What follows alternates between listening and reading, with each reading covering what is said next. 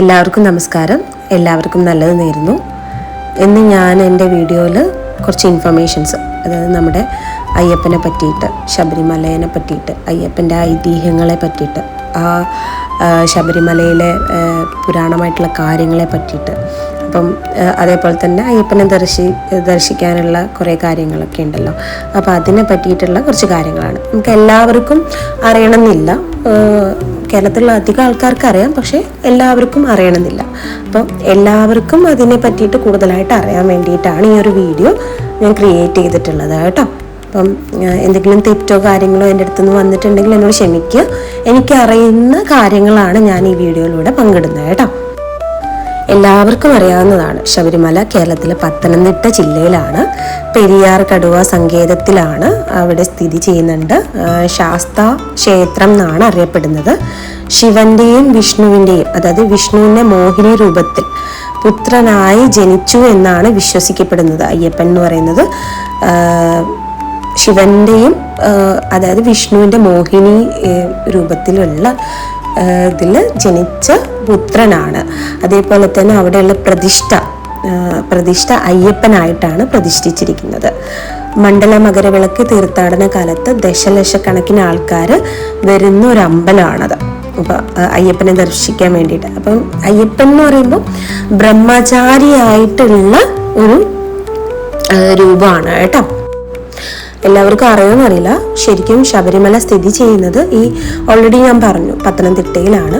അപ്പം ഇതിൻ്റെ ചുറ്റുപാട് എങ്ങനെയാണെന്ന് വെച്ച് കഴിഞ്ഞാൽ, സമുദ്രനിരപ്പിൽ നിന്ന് ഏകദേശം ഒരു 1260 മീറ്ററോളം ഉയരത്തിലാണ് സ്ഥിതി ചെയ്യുന്നത്. 18 മലകളാൽ ചുറ്റപ്പെട്ട വനമേഖലയിലാണ് ഈ ഒരു ക്ഷേത്രം സ്ഥിതി ചെയ്യുന്നത്. പിന്നെ പന്തള രാജാവിന് ലഭിച്ച ഒരു പുത്രൻ, അതായത് പന്തള രാജാവിൻ്റെ വളർത്തു മകനാണ് ശരിക്കും മണികണ്ഠൻ കേട്ടോ.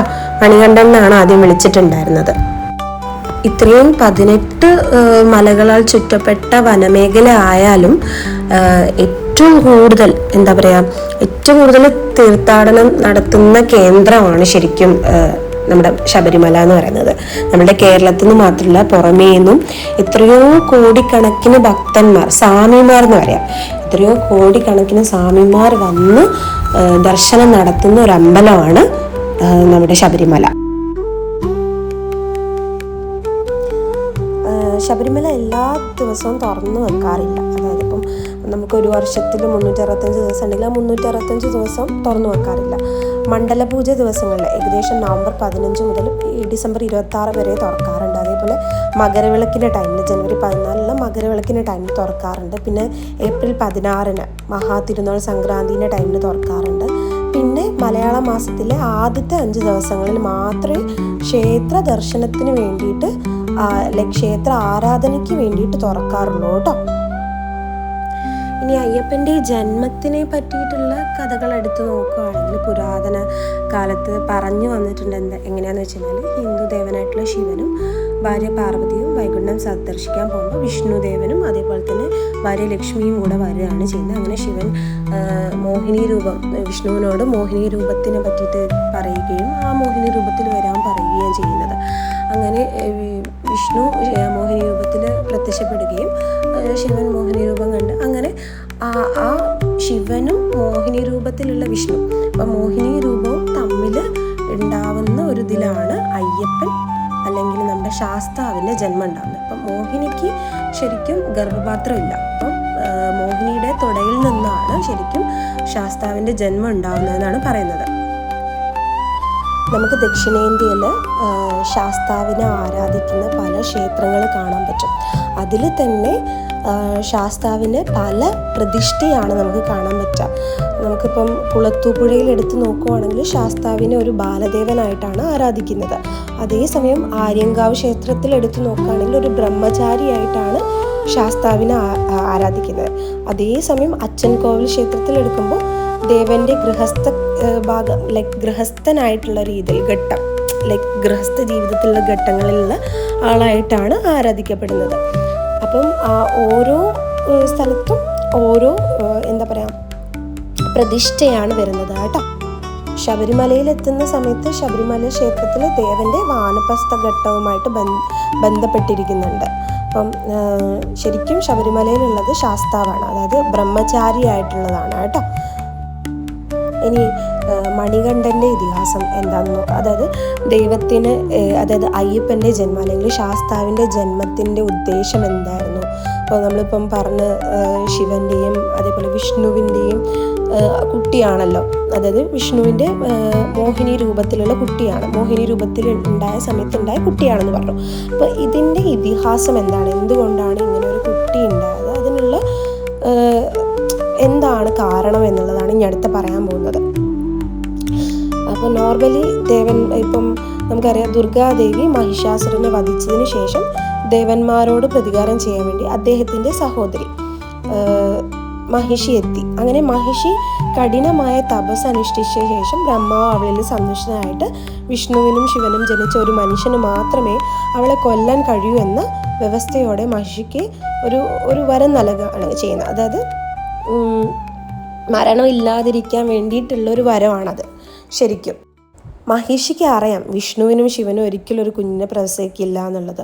അതുകൊണ്ട് തന്നെ മഹിഷി ഭയങ്കര അഹങ്കാരത്തിലായിരുന്നു. തനിക്ക് മരണമില്ല എന്നുള്ളൊരു അഹങ്കാരത്തിൽ ഭൂമിയെയും സ്വർഗത്തെയും എല്ലാം പിടിച്ചടക്കി എടുത്തു വെച്ചിരിക്കുകയായിരുന്നു. അതായത് ഒരു ദൈവത്തെ മാത്രം ആരാധിക്കുന്നവരെല്ലാം ക്രൂരമായി കൊല്ലാണ് ചെയ്തത്. അപ്പോൾ ഇതൊക്കെ കണ്ട് ദേവന്മാരൊക്കെ നിസ്സഹായരായിട്ട് ഇങ്ങനെ കണ്ടു നിൽക്കുക ചെയ്തത്. അങ്ങനെയാണ് ദേവന്മാരെല്ലാവരും കൂടി വിഷ്ണുദേവൻ്റെ അടുത്ത് പോയി സഹായത്തിന് വേണ്ടിയിട്ട് അഭ്യർത്ഥിക്കുന്നത്. അതായത് ഇങ്ങനൊരു സ്വർഗത്തെയും ഭൂമിയെയൊക്കെ പിടിച്ച് ഇങ്ങനെ എത്ര ക്രൂരമായിട്ട് ചെയ്തുകൊണ്ടിരിക്കുന്ന മഹിഷിയിൽ നിന്നും രക്ഷപ്പെടാൻ വേണ്ടിയിട്ട് വിഷ്ണുദേവൻ്റെ അടുത്ത് പോയി സഹായം അഭ്യർത്ഥിക്കുകയും അങ്ങനെ മോഹിനി എന്ന് പറയുന്ന രൂപം എടുക്കുകയും ശിവൻ്റെയും വിഷ്ണുവിൻ്റെയും സംഗമത്തിന് ശേഷം ശാസ്താവ് അല്ലെങ്കിൽ മണികണ്ഠൻ എന്നുള്ള രീതിയിൽ മണികണ്ഠൻ്റെ ജന്മം ഉണ്ടാവുക ചെയ്തത്. മണികണ്ഠൻ എന്നുള്ള പേര് വരാനുള്ള കാരണം കഴുത്തിൽ മണി കെട്ടിയിരിക്കുന്നത് കൊണ്ടാണ് മണികണ്ഠൻ എന്നുള്ള പേര് വന്നത്. അങ്ങനെ ഒരു മകൻ ജനിക്കുകയാണ് ചെയ്യുന്നത് കേട്ടോ. അങ്ങനെ ദക്ഷിണേന്ത്യയിലെ പമ്പാ നദിയുടെ തീരത്ത് മണികണ്ഠനെ ഉപേക്ഷിച്ച് പോവുകയാണ് ചെയ്യുന്നത്. അങ്ങനെ കുട്ടികളില്ലാത്ത പന്തള രാജശേഖരൻ ചക്രവർത്തി ആ കുട്ടിയെ കണ്ടെത്തുകയും രാജ്ഞി ഒരു കുഞ്ഞിനെ അതിൻ്റെ ഇടയിൽ പ്രസവിക്കുന്നുണ്ട്. അപ്പോൾ ഒരു വളർത്തുമകൻ വരുമ്പോൾ എന്തായാലും ഓൾറെഡി ഒരു മകൻ ഉണ്ടാവുകയാണ് ചെയ്യുന്നത്, ഒരു കുട്ടി ഉണ്ടാവുകയാണ് ചെയ്യുന്ന രാജ്ഞിക്ക്.